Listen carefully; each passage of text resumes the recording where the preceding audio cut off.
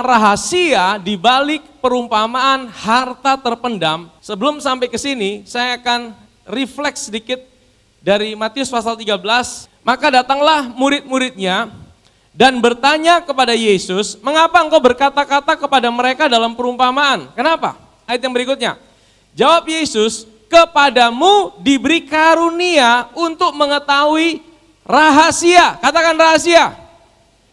Kalau menurut saudara rahasia itu untuk semua orang atau tidak? Namanya rahasia berarti itu konfidensial dan itu hanya diberitahukan kepada orang-orang tertentu. Betul tidak saudara? Nah, kerajaan sorga itu juga punya satu rahasia. Nah, rahasia ini saudara, yang Yesus sampaikan dalam bentuk perumpamaan supaya apa? Kepada kamu diberikan karunia untuk mengetahui rahasia kerajaan sorga, tetapi kepada mereka tidak. Ayat 12. Karena siapa yang mempunyai, minggu lalu kita belajar mempunyai apa? Mempunyai telinga untuk mendengar dan mempunyai mata untuk melihat. Ya, kepadanya akan diberi sehingga ia berkelimpahan. Makanya saudara kalau datang ke gereja, saudara sungguh-sungguh siapkan bukan cuma tubuh saudara ada duduk di kursi, tapi pikiran melayang-layang kemana-mana. Tapi sungguh-sungguh saudara fokus pikiran saudara, jiwa saudara, tubuh saudara untuk dengar firman. Amin saudara? Ya, karena kalau saudara tidak fokus saudara kemana-mana, itu seperti benih yang ditaruh di pinggir jalan, belum benih itu masuk, diambil oleh iblis. Iblis ambil itu sehingga firman yang didengar tidak akan punya dampak apa-apa dalam hidup saudara. Apapun juga yang ada padanya akan diambil daripadanya. Ayat 13. Itulah sebabnya aku berkata-kata dalam perumpamaan kepada mereka. Jadi perumpamaan itu disampaikan supaya hanya orang-orang yang haus dan rindu yang akan dapat mengerti rahasia kerajaan sorga. Saya berdoa di tempat ini, semua kita yang datang hari ini, saudara punya hati yang haus dan lapar akan Tuhan. Karena seberapa besar kehausan dan kelaparan saudara, sebesar itu pula Tuhan akan singkapkan buat saudara. Kalau hati kita datang dengan hati yang sudah penuh, ya kita tidak bisa terima apa-apa. Tapi kalau kita datang dengan sebuah hati yang haus Tuhan, aku mau kenal Engkau lebih lagi. Di situ Tuhan akan singkapkan lebih lagi buat saudara. Sekalipun mereka melihat, mereka tidak melihat. Sekalipun mereka mendengar, mereka tidak mendengar dan tidak mengerti. Jadi hari ini saya akan bawa kita melihat sebuah rahasia di balik perumpamaan yang Tuhan sampaikan. Minggu lalu kita belajar perumpamaan di pasal yang sama, tapi perumpamaan yang pertama. Nah, hari ini saya akan bawa kita melihat perumpamaan yang 3 terakhir. Ya, tapi saya akan bahas fokus 2 terakhir. Mari kita lompat ke ayat 44. Hal kerajaan sorga itu seumpama harta yang terpendam di ladang, yang ditemukan orang, lalu dipendamkannya lagi. Oleh sebab sukacitanya, pergilah ia menjual seluruh miliknya, lalu membeli ladang itu. Demikian pula hal kerajaan sorga itu seumpama seorang pedagang yang mencari mutiara yang indah. Setelah ditemukan mutiara yang sangat berharga, ia pun pergi menjual seluruh miliknya, lalu membeli mutiara itu. Hari ini saya cuma khotbah dari 3 ayat ini. Nah, saudara, kita kembali ke ayat 44. Kita akan lihat dulu di sini, saudara. Saya akan tanya sama saudara. Di sini ada kerajaan sorga itu seumpama harta yang terpendam. Katakan harta yang terpendam. Harta itu terpendam di mana? Di ladang. Ya. Dan kemudian ada orang yang menemukannya. Saya mau tanya sama saudara. Orang yang menemukan itu siapa? Orang itu bukan kita. Orang itu adalah Tuhan. Tuhan Yesus. Kalau kita yang temukan, kita harus jual semua yang kita punya untuk dapatkan. Sebenarnya kita sudah jual semua yang kita punya untuk bisa dapatkan Yesus. Tidak ada kan? Ada di tempat ini sudah jual semua yang dia punya untuk dapatkan Yesus? Ada? Nah, kalau tidak ada berarti bukan kita. Itu adalah Tuhan. Tapi siapa harta terpendam? Saya mau tanya sama saudara. Siapa harta terpendam? Kalau orang yang menemukan itu Tuhan, harta terpendamnya siapa? Kalau kita baca Alkitab, kita harus baca konteksnya. Saudara tahu Matius itu ditujukan langsung buat orang Israel. Kitab Matius, Injil Matius, itu ditujukan secara langsung buat orang Yahudi. Makanya silsilahnya dimulai dari Abraham. anak Daud, Daud ya kan, raja. Untuk menjelaskan Yesus raja orang Yahudi. Kalau saudara perhatikan di Matius 12, itu Yesus ada di sebuah rumah. Yesus sedang ngajar di situ dan orang-orang Yahudi, ahli Taurat, mereka menolak Yesus. Bahkan mereka bilang gini, engkau ini mengusir setan pakai kuasa Beelzebul, kuasa setan. Yesus itu ditolak sampai dikata-katain, engkau mengusir setan pakai kuasa setan. Yesus bilang gini, itu dosa menghujat Roh Kudus itu. Kalau dosa menghujat aku, menghujat Bapa bisa diampuni, menghujat Roh Kudus tidak bisa diampuni. Yesus sampai keras itu. Jadi itu ada satu gambaran yang indah. Setelah dia ada di rumah itu, orang-orang Yahudi tolak dia, bahkan sampai kata-katain dia penyihir, orang yang pakai kuasa kegelapan. Dia keluar dari rumah itu. Coba kita lihat ke ayat yang pertama. Pada hari itu keluarlah Yesus dari mana? Rumah itu di Matius 12, dia ditolak dan kemudian dia duduk di mana? Di tepi danau. Nah, danau atau lautan itu selalu bicara tentang bangsa-bangsa. Oh, ada satu pesan yang indah di sini, saudara. Saudara tahu, hari ini kita bisa menerima anugerah keselamatan karena 2000 tahun yang lalu orang Israel, mereka menolak Yesus. Orang Israel menolak Yesus, saudara. Karena mereka menolak Yesus, keselamatan itu dialihkan kepada bangsa-bangsa lain. Yesus ada di tepi danau, di lautan, itu bicara tentang bangsa-bangsa lain, saudara. Di mata Tuhan, saudara perhatikan ini ya, cuma ada 3 kelompok orang. Coba kita buka dalam 1 Korintus pasal yang ke-10. 1 Korintus pasal yang ke-10 ayat yang ke-32. Janganlah kamu menimbulkan syiak dalam hati orang, baik orang Yahudi. Jadi pertama di mata Tuhan itu ada orang apa? Orang Yahudi. Orang Yahudi itu mereka punya satu yang spesial di mata Tuhan. Mereka itu bangsa pilihan Tuhan. Suka atau tidak suka, Israel itu pilihan Tuhan, saudara. Ya, mereka dipilih sama Tuhan. Itu bukan kebetulan, tapi itu hak prerogatif Tuhan. Kita tidak bisa protes, saudara. Tapi bukan cuma Israel, bukan cuma Yahudi. Ada orang Yunani, tapi di dalam bahasa aslinya, coba tampilkan King James Version. Sebenarnya bukan cuma orang Yunani. Ya, give non offense neither to the Jews nor to the Gentiles. Gentiles ini siapa? Gentiles ini adalah bangsa-bangsa lain di luar orang Yahudi. Jadi di mata Tuhan, Tuhan itu tidak kenal kamu orang Indonesia ya, kamu orang Kupang ya, kamu orang Korea ya, kamu orang Jepang ya. Tidak, saudara. Di mata Tuhan, yang pertama dilihat orang Yahudi. Yang kedua, bangsa-bangsa lain. Itu orang Israel, makanya kalau saudara ke sana, mereka tidak bilang kita ini orang kafir. Saya pernah tanya sama orang Yahudi langsung. Kalian bilang kita orang apa? Kafir kah? Tidak, kita tidak pernah sebut kalian orang kafir. Kita bilang kalian adalah goyim. Goyim itu bangsa-bangsa lain. Bangsa-bangsa lain, selain orang Yahudi. Jadi semua yang ada di dunia, selain orang Yahudi, itu adalah bangsa-bangsa lain. Tapi ada yang ketiga di mata Tuhan hari ini. Apa itu, saudara? To the church, gereja. Maksudnya apa? Siapa gereja itu? Gereja itu adalah gabungan antara orang Yahudi yang percaya kepada Kristus dan juga bangsa-bangsa lain yang percaya kepada Kristus. Mereka lah yang disebut sebagai gereja. Amin, saudara. Gereja itu bukan gedung, gereja itu adalah orang-orang yang dipanggil keluar dari kegelapan pada terangnya yang ajaib. Saudara duduk di gedung gereja, tapi saudaralah gereja itu, saudara. Kalau engkau orang lahir baru, di mata Tuhan engkau gerejanya. Amin, saudara. Amin. Jadi di mata Tuhan itu cuma ada 3 kelompok orang. Yang pertama orang Yahudi, yang kedua bangsa-bangsa lain, yang ketiga gerejanya. Nah, hari ini saya akan bicara tentang Israel dan gerejanya. Ya, kita kembali ke Matius tadi. Jadi hal kerajaan sorga itu seumpama harta yang terpendam di ladang. Ladang itu bicara tentang dunia. Harta yang terpendam di ladang yang ditemukan orang lalu dipendamkannya lagi. Nah, saudara, harta terpendam ini saya langsung saja. Harta terpendam itu bukan saudara dan saya. Harta terpendam itu adalah orang Israel. Bangsa Israel. Ya. Bangsa Israel itu adalah harta terpendam dari Tuhan. Saya tunjukkan ayatnya. Mari kita buka Keluaran pasal 19.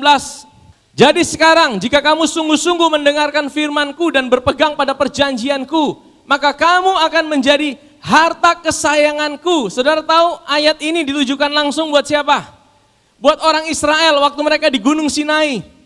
Tuhan berfirman sama mereka, engkaulah harta kesayangan-Ku sendiri. Amin. Dari antara segala bangsa, sebab akulah yang empunya seluruh bumi. Jadi dari seluruh bangsa, Tuhan pilih satu bangsa, namanya bangsa Israel, itu menjadi harta kesayangan Tuhan.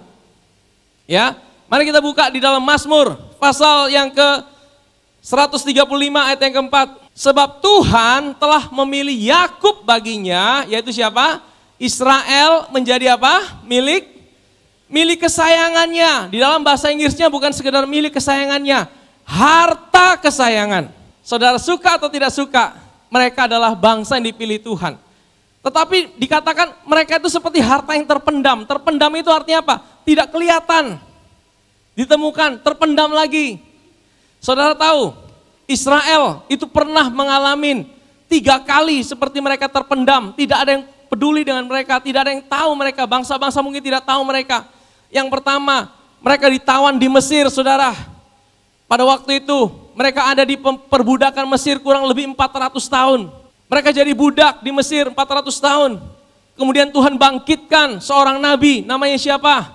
Nabi Musa, membebaskan mereka dari perbudakan Mesir. Dan kemudian Yosua membawa mereka masuk ke tanah Kanaan. Dan di tanah Kanaan mereka menjadi satu bangsa yang merdeka. Tapi kemudian hati mereka mulai berbalik daripada Tuhan. Akhirnya Tuhan izinkan lagi satu bangsa untuk memendam mereka, untuk menawan mereka. Namanya bangsa apa?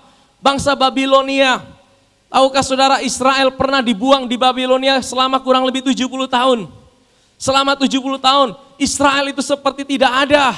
Mereka ditawan di Babilonia. 70 tahun mereka terpendam. Tapi kemudian apa? Tuhan bangkitkan seorang imam namanya Ezra untuk bawa mereka pulang kembali ke Israel. Mereka menjadi satu bangsa kembali. Tapi kemudian mereka juga hilang lagi, saudara. Pada waktu kapan? Setelah Yesus mati di atas kayu salib. Pada waktu itu mereka bilang gini, Pilatus bilang, orang ini tidak bersalah loh. Masa kalian mau salibkan? Salibkan dia, dosanya kami yang tanggung. Atau saudara tahu apa yang terjadi? Tahun 70, Romawi menyerang Yerusalem. Yerusalem diratakan sampai tanah. Bait Allah dibakar habis, emasnya diambil semua. Israel diusir keluar. Tidak ada bangsa Israel sejak tahun 70. Dan kurang lebih 2000 tahun Israel itu tidak ada di dunia. 2000 tahun, saudara. Mereka terpendam. Sampai tahun 1948. Nubuatan Tuhan digenapi. Tulang-tulang kering dihidupkan kembali. Mereka akhirnya menjadi kembali satu bangsa secara mujizat. Tahun 48 mereka merdeka. Besoknya seluruh negara di sekelilingnya menyerang mereka. Tapi apa yang terjadi? Semakin mereka diserang, semakin mereka kuat. Semakin mereka diserang, semakin mereka besar. Semakin mereka diserang, semakin mereka menang, saudara. Saudara tahu itu karena siapa? Itu karena Tuhan. Saya tidak sedang bicara politik di tempat ini. Tapi saya bicara apa yang firman Tuhan tuliskan. Firman Tuhan tulis bangsa yang terhilang itu akan dikumpulkan kembali. Mereka yang sempat terpendam itu akan dibangkitkan kembali. Dan saudara tahu, kapan nanti Israel akan dipulihkan total oleh Tuhan? Pada waktu Yesus datang kembali sebagai Raja. Yang pertama Nabi Musa, yang kedua Imam Ezra, yang ketiga Yesus sebagai Raja turun. Dan seluruh Israel itu akan dipulihkan dan diselamatkan oleh Tuhan. Amin, saudara. Demikian pula hal kerajaan sorga. Itu seumpama seorang pedagang yang mencari mutiara yang indah. Saya tanya sekarang, siapa pedagangnya? Tuhan adalah pedagangnya, kita adalah mutiaranya. Gerejanya adalah mutiara. Nah, ayat 46 dikatakan gini. Setelah ditemukannya mutiara yang sangat berharga, ia pun pergi menjual seluruh miliknya, lalu membeli mutiara itu. Saudara tahu bagaimana mutiara itu bisa dihasilkan? Mutiara itu tidak langsung jadi begitu, saudara. Ada prosesnya. Ternyata mutiara itu dari kerang. Coba tampilkan. Nah, bagaimana kerang bisa menghasilkan mutiara? Kerang itu ada di laut, tidak semua kerang, tapi ada kerang-kerang tertentu. Dan kemudian ada yang namanya sisa-sisa makanan, ada namanya parasit, ya, ada benda-benda asing. Itu dia turun, dia masuk ke dalam kerang ini. Jadi kerang itu seperti ada membuka sedikit, ada benda-benda asing masuk. Benda-benda asing itu seperti mau melukai, saudara. Kerang itu, waktu ada benda-benda asing itu masuk, saudara, apa yang dilakukan oleh kerang itu? Dia menghasilkan zat namanya nektar. Nektar itu seperti zat dari kerang itu, yaitu kehidupannya sendiri. Makanya warna mutiara itu pasti sama dengan warna cangkangnya, saudara. Jadi dia keluarkan zat namanya nektar untuk melapisi parasit-parasit atau itu benda-benda asing yang masuk ke dalam cangkang ini. Dan kemudian apa? Dia akan terus menghasilkan sampai membungkus itu benda-benda asing. Akhirnya benda-benda yang tadinya asing, yang tidak berharga, yang cuma parasit, itu dibungkus dengan zat nektar itu, akhirnya itu menjadi mutiara, saudara. Semakin lama zat itu diberikan, kehidupan itu diberikan, semakin bagus itu mutiaranya. Akhirnya apa, saudara? Itu benda-benda asing yang tidak ada gunanya, parasit atau apa itu akhirnya menjadi mutiara yang indah. Kurang lebih seperti itu dia punya proses jadi mutiara. Nah, saudara tahu, waktu Yesus jelaskan ini, sebenarnya dia sedang bilang gini, ini sebuah rahasia, siapakah mutiara itu? Kita ini seperti orang asing, kita ini seperti benda-benda asing, kita ini seperti hal-hal yang tidak berguna. Kita sering melukai hati Tuhan, kita sering menyakiti hati Tuhan. Kita ini seperti benda-benda asing yang sebenarnya kita tidak tahu keberadaan diri kita. Kita lahir sudah dalam dosa, kita sering melukai hati Tuhan. Dan Tuhan itu tidak membuang kita, malah dia kasih kehidupannya buat kita. Dengan cara apa? Waktu dia naik di atas kayu salib, saudara. Waktu dia naik di atas kayu salib, tubuhnya dilukai, tubuhnya dihancurkan, tubuhnya ditombak. Dari kematian Yesus, itulah yang menghasilkan kehidupan buat kita. Sehingga hari ini ketika engkau percaya kepada Yesus, engkau bukan lagi orang tidak berguna, engkau bukan lagi benda-benda asing, engkau bukan lagi pribadi-pribadi yang tidak berharga. Engkau dijadikan oleh Tuhan mutiara-mutiara yang berharga, yang indah di mata Tuhan. Amin, saudara. Itu sebabnya kenapa Tuhan katakan rahasia ini. Dan rahasia ini tersembunyi berabad-abad. Apa rahasianya? Tuhan itu mau jadi satu dengan saudara. Cuma cara jadi satunya apa? Dia harus mati di atas kayu salib. Itu tidak enak, saudara. Sama seperti cangkang mutiara, cangkang mutiara atau kerang itu. Waktu dia mau menghasilkan mutiara, dia harus dilukai. Kitalah orang-orang yang seringkali melukai hati Tuhan. Tapi Tuhan tidak membuang kita. Dan waktu kita percaya kepada Dia, kita menerima kehidupannya. Dan kehidupannya itulah yang menjadikan kita indah, mulia. Kita dibungkus dengan kehidupannya. Dan saudara tahu, kalau sudah jadi mutiara, mutiara itu seringkali ditemukan itu di tempat yang rendah. Di dasar laut. Tapi kalau sudah jadi mutiara, dia tidak lagi ditaruh di situ. Dia ditaruh di mana? Di tempat-tempat yang indah. Mari kita buka Efesus pasal yang ketiga. Kita akan lihat inilah rahasia yang disembunyikan. Bahkan iblis tidak tahu loh, saudara. Saudara tahu waktu saya mempersiapkan firman ini, kenapa rahasia ya Tuhan? Tuhan seperti bilang gini, bahkan iblis sendiri tidak tahu. Jadi saudara tahu rencana karya salib Tuhan itu iblis tidak tahu. Yang dia tahu cuma nanti dari keturunan manusia itu ada yang akan kalahkan dia. Cuma kalahkan dia dengan cara apa tidak ada yang tahu. Iblis tidak tahu, makanya itu rahasia. Tapi rahasia itu waktu Yesus sudah bangkit dan naik ke surga, Paulus yang dapatkan pewahyuan itu. Yang pada zaman angkatan-angkatan dahulu tidak diberitakan kepada anak-anak manusia. Jadi ini rahasia, saudara. Angkatan-angkatan dahulu sebelum Paulus. Tidak ada yang mengerti ini saudara. Tetapi yang sekarang dinyatakan di dalam Roh Kudus kepada rasul-rasul dan kepada nabi-nabinya yang kudus. Next. Yaitu bahwa orang-orang bukan Yahudi, bangsa-bangsa lain termasuk saudara dan saya, orang Kupang, orang Indonesia. Karena berita Injil, kita turut menjadi ahli-ahli waris dan anggota-anggota tubuh Kristus. Kita dimasukkan, kita menjadi ahli waris, kita menjadi one new body. Jadi gini saudara, kita di DOCC, sudah perhatikan ini ya, kita tidak percaya akan replacement theology. Replacement theology itu apa? Yang berkata bahwa hari ini Israel itu udah tidak dipakai lagi sama Tuhan, Israel udah dikutuk. Tidak saudara.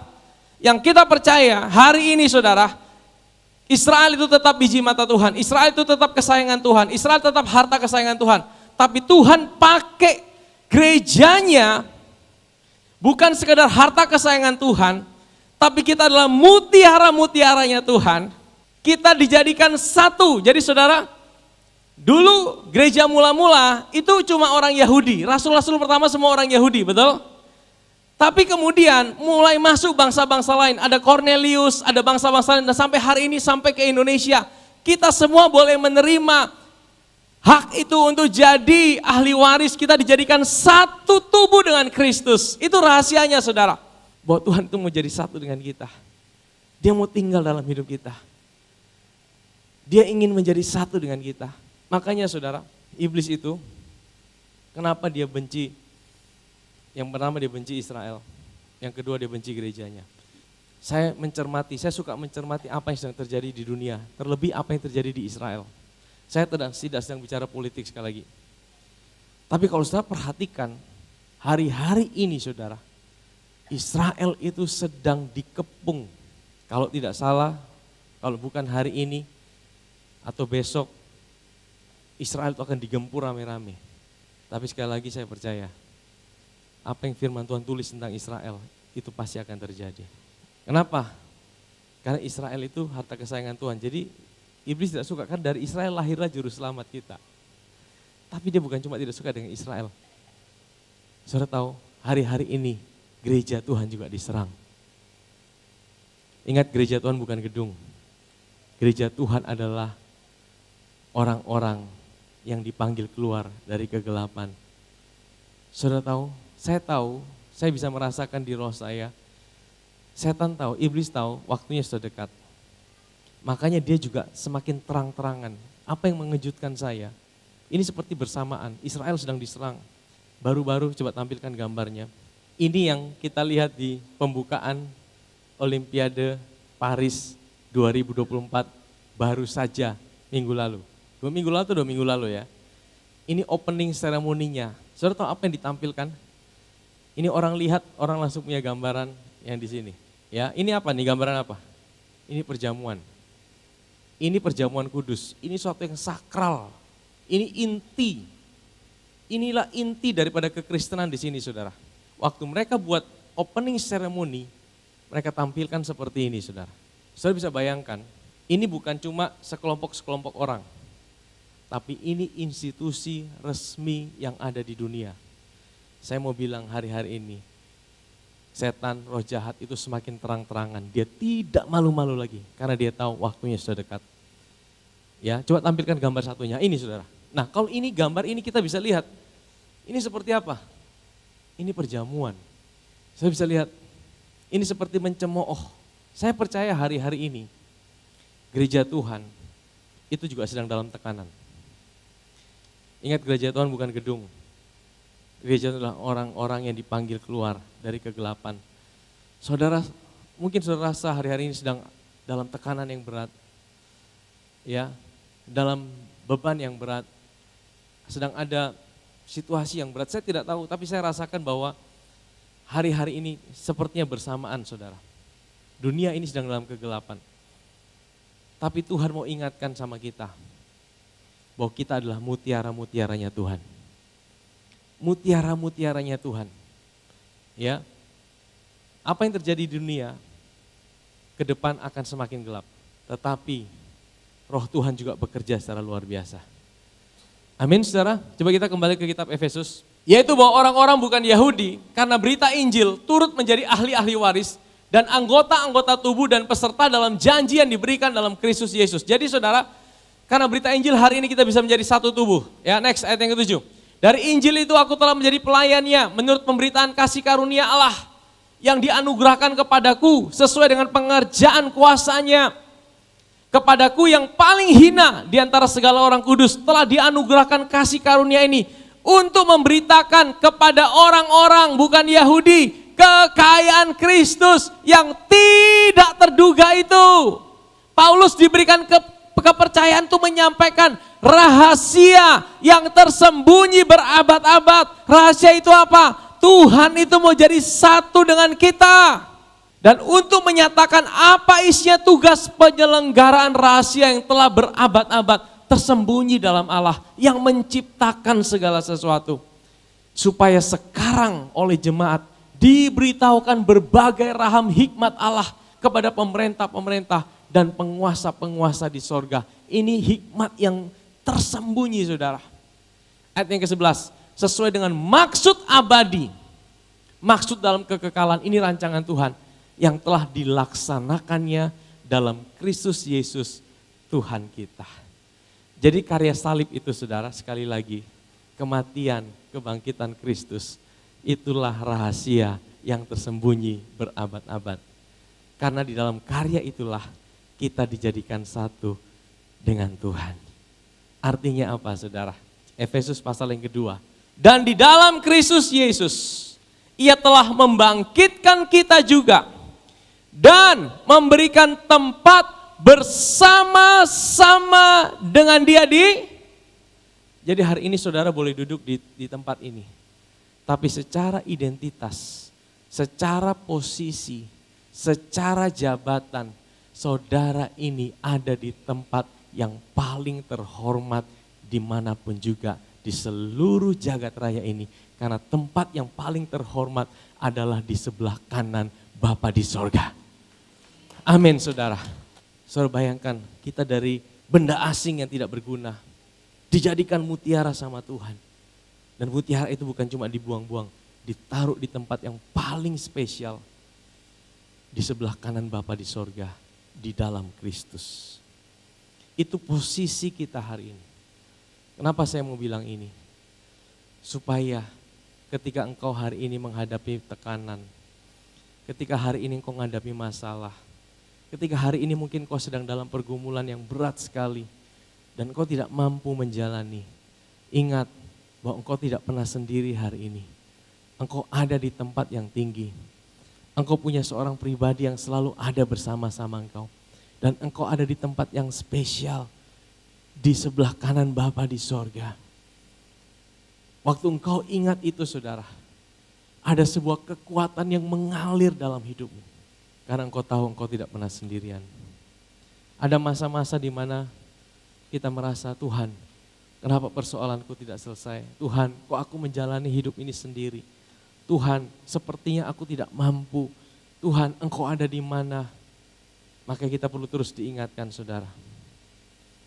Kita tahu bahwa kita tidak pernah sendirian. Waktu kita sadar itu, ada sebuah kekuatan yang mengalir dalam hidup ini. Akulah mutiara-mutiara yang indah yang Tuhan bentuk. Amin. Supaya pada masa yang akan datang, Ia menunjukkan kepada kita kekayaan kasih karunia-Nya yang melimpah-limpah sesuai dengan kebaikan-Nya terhadap kita dalam Kristus Yesus. Nah, saudara tahu apa bedanya kita dengan orang Israel? Orang Israel itu adalah harta kesayangan Tuhan. Tapi kita bukan cuma harta kesayangan Tuhan. Kita adalah mempelai Kristus. Kira-kira mempelai dengan dayang-dayang mana lebih tinggi saudara? Jadi kalau saudara baca di Matius pasal 25 itu ada 10 gadis. Ada 5 gadis bijaksana, 5 gadis bodoh. Saudara tahu itu bukan kita. Kita itu bukan gadis-gadis itu. Kita itu mempelai Kristus. Amin. Nah ini rahasianya. Jadi 10 gadis itu adalah orang Yahudi yang belum kenal Tuhan. Belum percaya Yesus. Mereka dianggap sebagai 10 gadis. Tapi kita ini bukan cuma 10 gadis. Kita ini adalah mempelai Kristus. Gereja Tuhan itu nama lainnya adalah pengantin wanita. Betul? Gereja Tuhan itu adalah pengantin wanita. Gereja Tuhan itu dibentuk dengan kematian Kristus. Ya, coba kita buka Efesus pasal 5. Ini Paulus dapatkan pewahyuan ini, saudara. Hai suami, kasihlah istrimu sebagaimana Kristus telah mengasihi jemaat dan telah menyerahkan dirinya baginya untuk menguduskannya sesudah ia menyucikannya dan memandikannya dengan apa? Ini kurang tepat ini. Ini kata dan ini sebenarnya tidak ada. Dalam bahasa Inggrisnya water by the word. Jadi firman itu air. Firman itu air, saudara. Nah, saya mau tanya, saudara. Waktu saya cari tahu, mutiara itu bisa kusam tidak ya? Bisa kusam loh, saudara. Dia kusam karena kenapa? Karena keringat. Ya, karena kimia-kimia. Tapi bagaimana cara membersihkan mutiara yang kusam? Simple, pakai air. Jangan pakai yang lain. Kalau saudara punya mutiara, jangan bersihkan pakai yang lain. Pakai air saja. Nah, ini ada sebuah pewahyuan. Siapa mutiara itu? Saudara dan saya. Hidup saudara bisa kusam tidak? Kita kusam karena apa? Karena seringkali kita berusaha dengan kekuatan kita sendiri. Keringat itu bicara tentang usaha manusia. Keringat itu bicara tentang usaha manusia. Waktu kita stres, kita berusaha dengan kekuatan kita sendiri, itu kita bisa buat mutiara itu jadi kusam. Tapi bagaimana untuk membuat mutiara yang kusam itu jadi bersinar kembali? Pakai air. Air yaitu firman. Maka setiap kali saudara datang ke gereja, biarkan firman itu melayani saudara. Saudara datang ke gereja, mungkin saudara pikir yang melayani, saudara datang melayani di gereja. Tapi sebenarnya waktu engkau datang ke gereja, engkau sedang biarkan dirimu dilayani oleh Tuhan. Waktu engkau dengar firman, firman itu melayani saudara. Firman itu membasuh saudara. Firman itu membersihkan saudara. Sehingga ketika engkau pulang, yang tadinya mukanya kusam, jadi mukanya bersinar. Betul? Yang tadi mukanya kusut, jadi mukanya ceria saudara. Artinya kalau saudara datang kusut, pulang kusut, berarti saudara salah dengar saudara. Kalau saudara dengar firman, saudara biarkan Yesus melayani saudara. Muka saudara yang kusut-kusut pulang jadi bersinar-sinar. Firman itu punya kuasa untuk membersihkan saudara. Amin. Supaya dengan demikian ia menempatkan jemaat di hadapan dirinya dengan cemerlang, tanpa cacat atau kerut, atau yang serupa itu. Tapi supaya jemaat kudus dan tidak bercela. Maksudnya apa? Saudara tahu, waktu saudara dijadikan mutiara sama Tuhan, di hadapan Tuhan, waktu engkau lahir baru, Tuhan itu selalu melihat engkau indah. Tuhan itu selalu melihat engkau baik. Tuhan itu selalu melihat dengan kacamatanya Dia. Waktu engkau ada ditaruh di sebelah kanannya, Dia yang taruh engkau, Dia juga yang melihat engkau. Engkau ada di dalam Kristus, Dia melihat engkau indah, engkau cantik, engkau mulia di hadapan Tuhan. Jangan lihat dirimu berdasarkan apa kata orang tentang hidupmu. Jangan lihat dirimu berdasarkan apa kata situasimu. Tapi lihatlah dirimu berdasarkan apa kata Tuhan tentang hidupmu. Di dalam kitab Kidung Agung dikatakan engkau indah, ya, engkau mulia. Jadi ini bukan bicara, kita harus selalu baik-baik, kita harus selalu ini. Bukan, tapi di mata Tuhan kita tahu hari ini, Tuhan melihat saudara, engkau indah, engkau mulia. Demikian juga suami harus mengasihi istrinya, sama seperti tubuhnya sendiri. Siapa yang mengasihi istrinya, mengasihi dirinya sendiri. Sebab tidak pernah orang membenci tubuhnya sendiri, tapi mengasuhnya dan merawatinya, sama seperti Kristus terhadap jemaat. Karena kita adalah anggota tubuhnya. Sebab itu laki-laki akan meninggalkan ayahnya dan ibunya dan bersatu dengan istrinya sehingga keduanya menjadi satu. Nah, ini Paulus kutip dari mana? Kutip dari kitab Kejadian pasal yang kedua. Jadi Paulus tahu ada sebuah rahasia. Nah, nanti kita akan lihat saudara ya. Tapi kita lihat dulu ayat yang ke-32 dikatakan apa? Rahasia ini besar. Jadi pernikahan itu sebuah rahasia. Rahasia tentang apa? Hubungan Kristus dan jemaat. Tapi yang aku maksudkan ialah hubungan Kristus dan jemaat.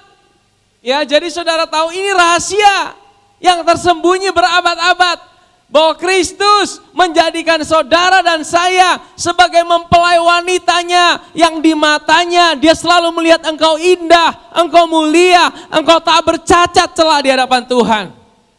Engkau mutiara-mutiaranya Tuhan. Makanya di dalam perjanjian lama, kenapa dikatakan rahasia? Di perjanjian lama tidak ada kata gereja. Di perjanjian lama juga tidak ada kata mutiara. Kata mutiara cuma ada satu, tapi itu waktu saya lihat dalam bahasa aslinya itu bukan mutiara, itu batu permata. Batu permata itu dari tanah, mutiara itu dari laut. Beda saudara. Makanya kata gereja itu tidak ada di dalam perjanjian lama. Tapi itu disembunyikan di dalam kisah-kisah yang ada di dalam perjanjian lama. Ya, tadi dikatakan rahasia ini besar. Laki-laki akan meninggalkan ayahnya dan ibunya dan menjadi satu. Saya mau tanya sama saudara. Mana yang dijadikan dulu, Adam atau Hawa? Adam dijadikan dulu. Adam dijadikan dari tanah. Hawa itu bukan dari debu tanah loh. Hawa itu dijadikan kapan saudara? Waktu Adam dibuat tertidur. Waktu Adam dibuat tertidur, Tuhan ambil rusuknya Adam dan dibangunnyalah Hawa. So, ini gambaran yang indah. Bagaimana gereja Tuhan dibangun? Gereja Tuhan dibangun oleh karena kematian Kristus.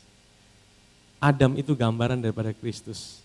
Waktu Kristus mati di atas kayu salib itu seperti dia tertidur. Dengan kematiannya lahirlah gerejanya. Amin saudara. Lahirlah mempelai wanitanya. Saudara tahu di dalam kitab Kejadian, waktu Tuhan bicara tentang penciptaan, dia cuma butuh Kejadian pasal pertama, itu pun cuma 37 ayat. Tetapi saudara tahu ada ayat tentang Ishak cari istri. Ya, Kejadian 24, kita tidak usah buka, saya cerita saja. Ishak itu gambaran daripada Tuhan Yesus. Ya, waktu Kejadian 22, Abraham disuruh mempersembahkan Ishak, sebenarnya itu cuma gambaran daripada Bapa di surga mempersembahkan Yesus di atas Gunung Kalvari. Jadi Ishak itu gambaran daripada Yesus. Saudara tahu di Kejadian 22, Ishak tidak jadi dipersembahkan. Tapi Bapa mempersembahkan Yesus di Gunung Sion. Di Kejadian 24, karena kematian Kristus lahirlah mempelainya. Di Kejadian 24, Ishak cari istri. Saudara tahu, karena kematian Kristus, saudara dan saya bisa jadikan mempelai. Amin. Kita tidak bisa jadi mempelai kalau tidak ada kematian Kristus. Kita tidak bisa jadi gerejanya kalau tidak ada kematian Kristus. Maka ini rahasia. Saudara lihat ya, nanti baca di rumah. Kejadian 24, untuk Ishak cari istri, itu dibutuhkan 67 ayat. Ada berapa ayat? 67. Untuk Tuhan menciptakan dunia, Kejadian 1, hanya 37, katakan 37. Jadi menurut saudara, kira-kira di mata Tuhan, mana yang lebih penting? Penciptaan atau mempelainya? Penciptaan 37 ayat, mempelainya 67 ayat. Di mata Tuhan saudara, penciptaan itu tidak seberapa penting, sekalipun itu penting. Tetapi yang paling penting adalah mempelainya, yaitu saudara dan saya. Saudara tahu semua yang diciptakan Tuhan, itu untuk saudara dan saya. Amin saudara, amin saudara. Waktu Yesus memikul domba, dikatakan dia pakai dua pundaknya. Domba yang terhilang itu, dia angkat domba itu pakai dua pundaknya. Tetapi waktu firman Tuhan bilang, Tuhan mengatur seluruh jagat raya, itu cuma pakai satu pundaknya. Jadi saudara bisa lihat, di mata Tuhan, saudara dan saya ini jauh lebih penting dari segala yang ada. Amin saudara, sampai dia mengorbankan yang terbaik yang dia punya. Yesus dia korbankan hanya untuk menjadikan saudara mutiara-mutiara yang berharga di mata Tuhan. Amin saudara.